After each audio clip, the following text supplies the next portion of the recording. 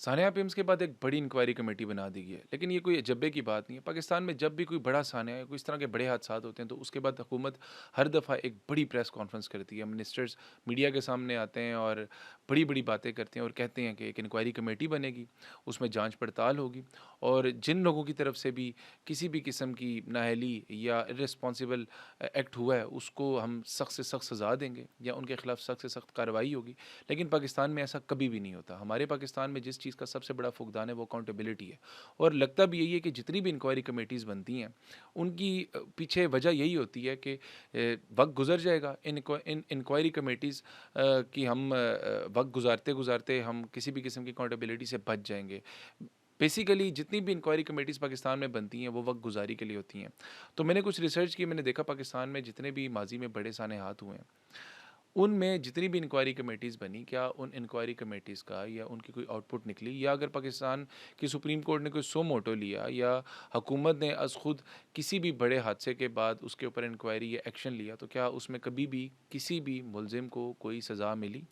तो बड़ी हैरानगी की बात है कि अगर हम हिस्ट्री देखें और पिछले 15 साल के वाक़यात हैं, सानिया बल्दिया फैक्ट्री 2012, कराची की बल्दिया टाउन फैक्ट्री में आग लगी थी जिसमें 260 अफराद शहीद हुए थे और जो सब मज़दूर थे, गरीब घरों से थे।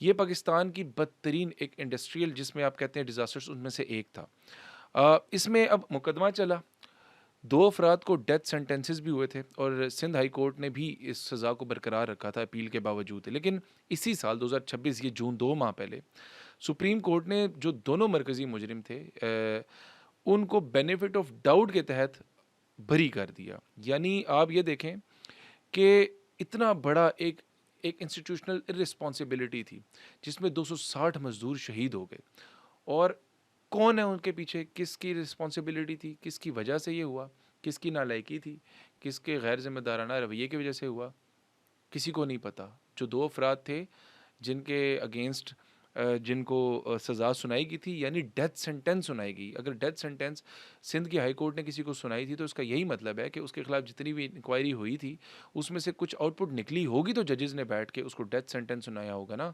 और सुप्रीम कोर्ट ने बेनिफिट ऑफ डाउट दे दिया उस डेथ सेंटेंस पे, और ये भी नहीं किया कि उसको कम अज़ कम उस डेथ सेंटेंस को उम्र कैद में तब्दील कर दिया जाता, उनको बरी कर दिया। इसी तरह सानिया, बड़ा फेमस सानिया मॉडल टाउन 2014, आपको याद होगा, ग़ालिबन टीएलपी के जो हैं वो कारकुनान थे जिनके ऊपर फायरिंग की गई थी, if I am not wrong. ये 17 जून 2014 का वाक़या है।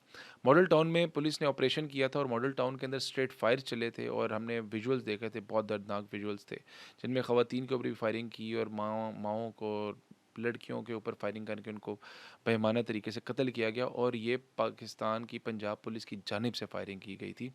और इस वाक़े के ऊपर भी जुडिशल इंक्वायरी बनी थी और इंक्वायरी रिपोर्ट ने हुकूमत को ज़िम्मेदार करार दिया था। यानी इंक्वायरी रिपोर्ट ने हुकूमत को ज़िम्मेदार करार देते हुए कहा था कि हुकूमत की जो हुकूमत की जानिब से जो आला ओहदेदारान हैं उनकी तरफ से पुलिस को इस चीज़ के अहकामात मिले थे जिस पर उन्होंने फायरिंग की थी। लेकिन तकरीबन 10 साल बाद भी जो अकाउंटेबिलिटी है उस पे सवालात हैं। और 2023 में एंटी टेररिज्म कोर्ट ने साबिक पुलिस अफसरान समेत कई मुलजमान को बरी कर दिया। जितने भी पुलिस के मुलजमान गिरफ्तार हुए थे इस सारे वाक़े में, उन सबको एंटी टेररिज्म कोर्ट ने, एटीसी ने, बरी कर दिया कि आपका कोई कसूर नहीं है। यानी पाकिस्तान में आम शहरी की जान है ही इतनी सस्ती, मज़दूर मर जाए, बच्चे मर जाएँ, एहतजाज करते हुए किसी पार्टी या किसी भी कोई रिप्रेजेंटेटिव कारकुनान मर जाए, गरीब मर जाए, उसकी कोई अकाउंटेबिलिटी नहीं है।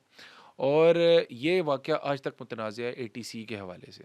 इसी तरह सानिया साहिवाल, इंतहाई फ़ेमस वाक़या 2019 का, इमरान ख़ान के दौरे हुकूमत में एक वाक़या साहिवाल हुआ था जिसमें एक मोटरवे पे जाती हुई एक ऑल्टो गाड़ी के ऊपर ओपन फायर कर दिया गया था, सिर्फ़ शक की बिना पर कि इसके अंदर जो ड्राइवर है वो कोई दहशतगर्द है। ये जनवरी 2019 का वाक़या है।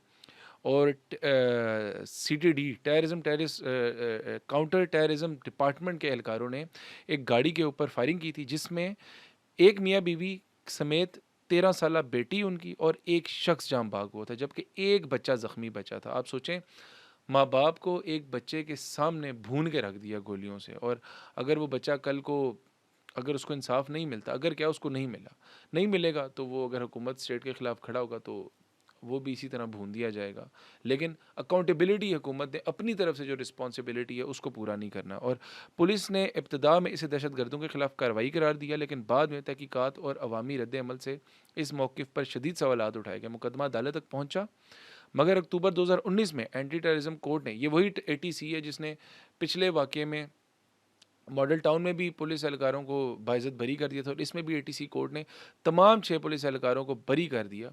यूँ ये वाक़या भी जो है वो इख्तियारात से आगे, यानी पुलिस का इख्तियारात से ज़्यादा क्या कहते हैं उनके ब्रीच ऑफ पावर के अगेंस्ट एक सवालात उठे, और plus encounter without any evidence encounter culture को भी यहाँ से बेहतरीन प्रमोशन मिली।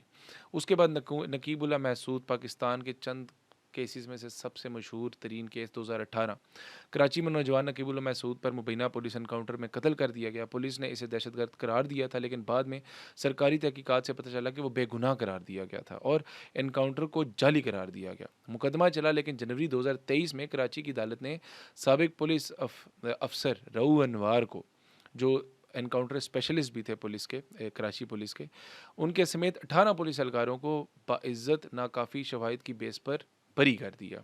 इस तरह नकीबुल्लाह कत्ल भी जो है वो एक खटाई में पड़ गया। कोई इंक्वायरी नहीं, कोई अकाउंटेबिलिटी नहीं, कोई इंसाफ नहीं, उसका कत्ल भी रायगा आ गया। इसी तरह आप आगे बढ़ते जाएँ तो सानिया APS पेशावर 132 बच्चे शहीद हुए। टोटल 172 थे, जिनमें से 147 थे, जिनमें से 132 बच्चे जो हैं वो शहीद हुए।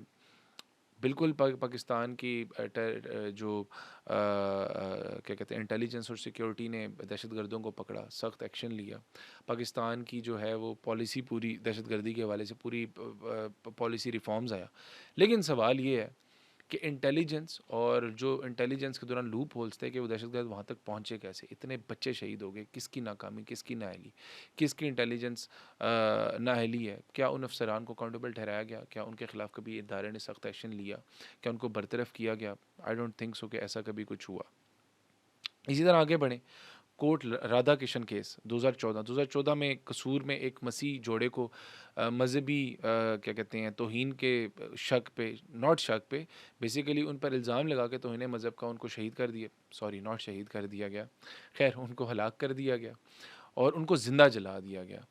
और इस केस में तकरीबन जो एक पूरा हजूम था उसको गिरफ़्तार किया गया, यानी बहुत सारे लोग गिरफ़्तार किए गए, और लेकिन 2000 इसी अगस्त 2026 में और अदालतों ने उनको डेथ सेंटेंसेस सुनाए थे, और इसी 2026 अगस्त में सुप्रीम कोर्ट ने आखिरी 3 डेथ रो में जो मुल्ज़िमान थे उनको भी बेनिफिट ऑफ डाउट देते हुए आज़ाद कर दिया। 102 से ज़्यादा अफराद थे जो इस केस में जो शामिल तफ्तीश थे, लेकिन आखिरी 3 अफराद जिनको डेथ सेंटेंस सुनाई गई थी उनको भी बरी कर दिया। और यही इस तरह के केसेस हैं मेरे ख़्याल में पाकिस्तान में जो मॉब कल्चर को प्रमोट करते हैं। पाकिस्तान के जो